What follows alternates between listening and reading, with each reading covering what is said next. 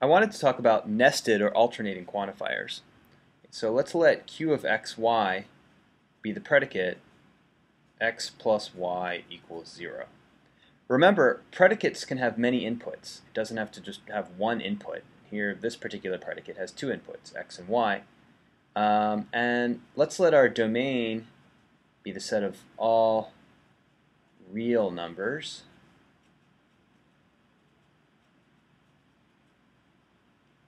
Okay, and one statement we'll be interested in is there exists y such that for all x, q of xy, versus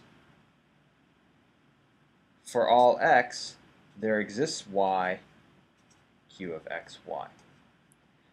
And I want to explain to you why these two things have totally different meanings. Okay, so the first statement here, there exists a y such that for all x, q of xy. Okay, well that means that there exists a value for y, like 7 or 9 or 10, such that x plus that value is equal to 0 for every x. Okay, so that means that there exists some value y like 17, x plus 17. So we fix some value y, and we have for all x, x plus 17 equals 0. Okay, well, this is false. I mean, there are going to be some values of x, one value of x which is a 0, and many where this is not 0. Okay. And I think it's pretty easy to see that the left-hand side here, this statement is just false. I mean, there is no value of y such that for all x, x plus y is going to equal 0. So this is just false. This statement is false. But how about this statement? This says that for every value x, there exists a y such that x plus y equals 0. Well, this statement is true. For any value x that you put here, you can take, so for any x, you can take y to be minus x, and then x plus y will equal 0. So the right-hand side with this order of quantifiers is true. The left-hand side with this order of quantifiers is false. So you have to be very careful in general when you have predicates and you have alternating quantifiers as to the order of the alternation that can dramatically change the truth value of the statement. Just a little notation here. When we write for all x, for all y, p of xy, that's equivalent to for all y, for all x, p of xy. And sometimes we'll just write for all xy, p of xy. The same is true with the existential quantifier. There exists x, there exists y, p of xy is logically equivalent to there exists y, there exists x, p of xy.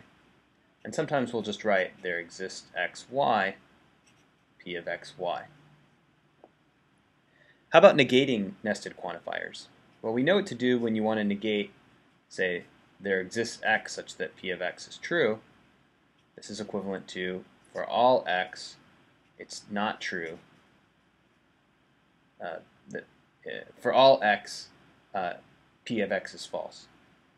Okay.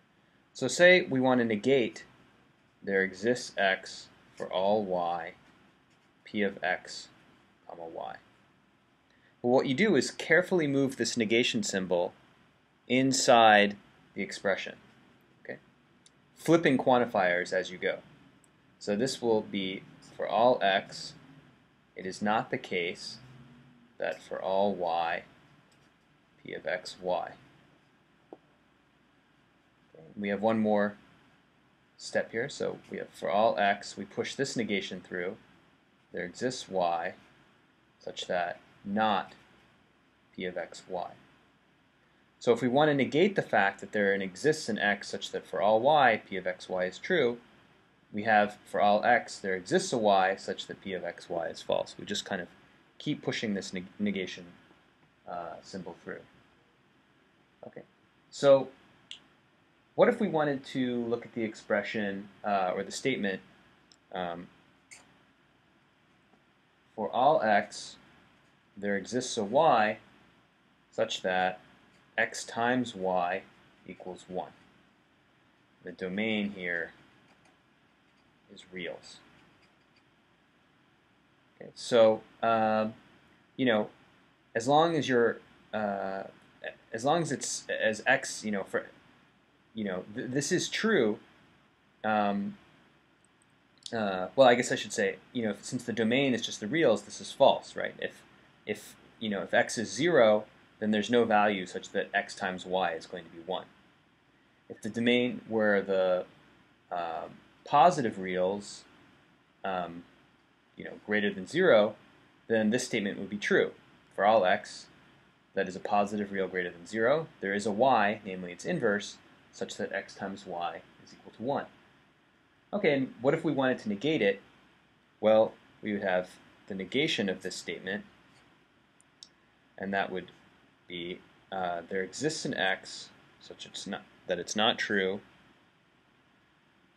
that there exists a y such that x times y equals 1. And this is equivalent to there exists an x so that for all y it is not the case that x times y equals 1. So this statement here says that for every x there's, you know, without the negation symbol, this statement says for every x there's a y such that x times y equals 1. For every x there's an inverse. If we put the negation symbol and we push it through, we should get the opposite statement here, and you'll see that you know, what does it mean if there's some to not always have an inverse? It means that there exists some value such that for every y it's not the case that x times y equals 1. So there's some value that doesn't have an inverse. So without the negated symbol, this says every value has an inverse, and once you negate it, you say that there is some value here, there exists an x such that for every y, you know, you don't have an inverse.